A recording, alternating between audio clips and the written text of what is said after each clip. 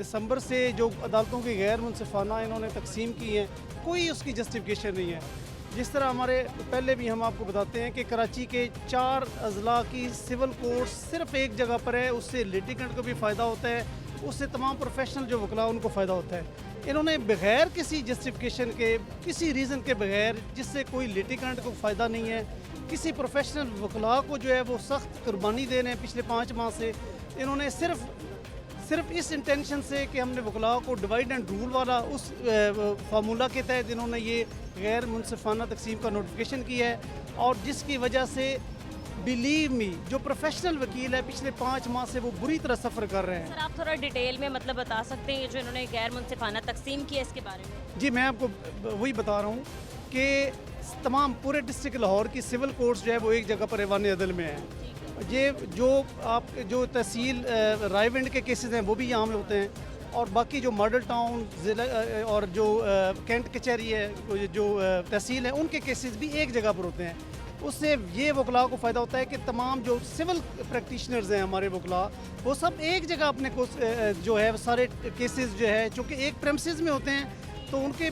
20 case एक दिन में लगे होते हैं, तो उनके लिए बहुत सहूलत होती है। वो अपने लिटिगेंट के लिए हर कोर्ट में जाकर अपने केस को परसू करते हैं, जो भी प्रोसीडिंग्स हैं उनको फॉलो करते हैं। और जो इन्होंने इसको डिवाइड किया है, तो किसी भी प्रोफेशनल वकील के लिए पॉसिबल ही नहीं रहा कि वो सिविल कोर्ट में भी अपना केस करे, और जो केसेस उन्होंने शिफ्ट किए हैं मॉडल टाउन में वो भी जाकर सेम डे में करे, क्योंकि आपको पता है पीक आवर्स में एक तो वैसे ही यहाँ से काफ़ी फासला है, वो डिस्टेंस करके फिर वापस अपने केस में आके करना ये ऑलमोस्ट इम्पॉसिबल है। इसकी कोई अगर हमें कोई रीज़न बता दें, कोई जस्टिफिकेशन बता दें कि ये रीज़न है, ये आपकी बोनोफाइडी है इन ये जो आपने शिफ्ट किए हैं केसेस, तो फिर हम भी कोई बात समझ आने वाली बात है ना, हम उसको अंडरस्टैंड करने की कोशिश करेंगे। लेकिन अगर आपके पीछे सिर्फ एक इंटेंशन है और आपकी मलफाइडी है कि आपने डिवाइड एंड रूल वाला फार्मूला यहाँ पर करना है और वकला की ताकत को तकसीम करना है, तो ये इस तरह तो नहीं होगा। और ये बिलीव मी आज इस एहतजाज में ऐसे प्रोफेशनल लोग सीनियर निकले हैं जो कभी किसी प्रोटेस्ट में हिस्सा नहीं लेते, क्योंकि वो पीछे 5 महीने से वो सफ़र कर रहे हैं, और उनके बिलीव मी जो केसेस उधर चले गए ना उनमें प्रोसीडिंग्स हो रही हैं, जो इधर बचे हैं उनमें भी कोई प्रोसीडिंग्स नहीं। पिछले पूरे 5 महीने से कोई ट्रायल वर्क हो ही नहीं रहा, सिर्फ इस इम्प्यून नोटिफिकेशन की वजह से। इसलिए मैं जो हमारे